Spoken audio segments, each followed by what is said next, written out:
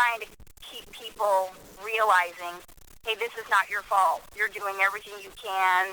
You have all of these kids with disabilities, with IEPs, with problems from home. Right. It's not just about opening the book and reading from the paragraph on page 5. Right.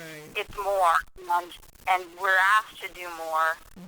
But again, that's why I always have great faith in the public schools, because my background and my private life with my family was bad. Yeah. And it weren't teachers, I wouldn't be where I am today. So that's why I fight so hard, because there are lots of demoralizing things that happen to our kids, and then they bring that in, and it's hard to separate and say, oh, well, I don't care. I'm just trying to teach math.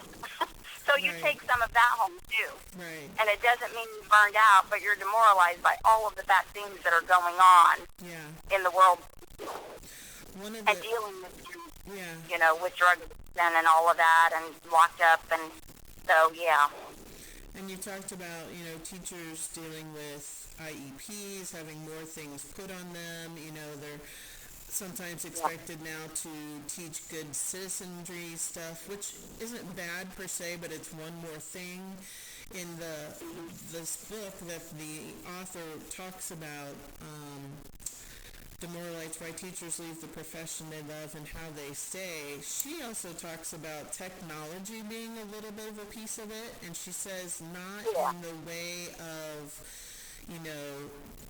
that technology is brought in and we don't always feel comfortable with it, but she says, it's just like that a district might purchase a piece of technology, and whether it has to do with taking attendance or keeping up with discipline, and it's just one more thing, that teachers are expected to do. Have you because heard? if it doesn't work, Right. If it doesn't work one day, well, are we pulling our books out? Oh, well, never mind, we don't have books anymore.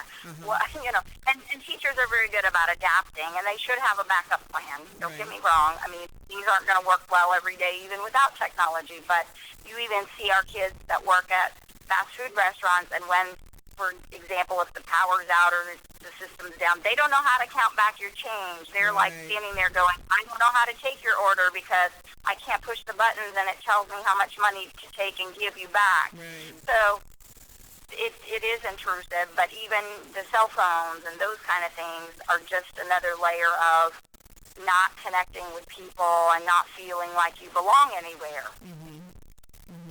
So if your kids are coming in and every day they're just on iPads or doing technology, there isn't a whole lot of back and forth about, well, what's going on with you today? It's just turn on your laptops or iPads and start looking at that screen. Don't even talk to the kid next to you who might be working on something different. Sure.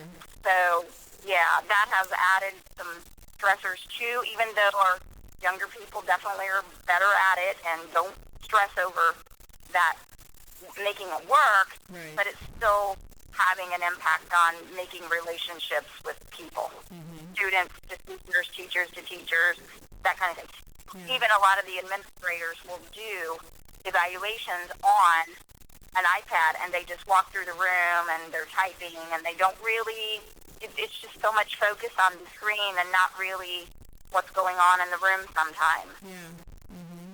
Okay. So with teacher burnout,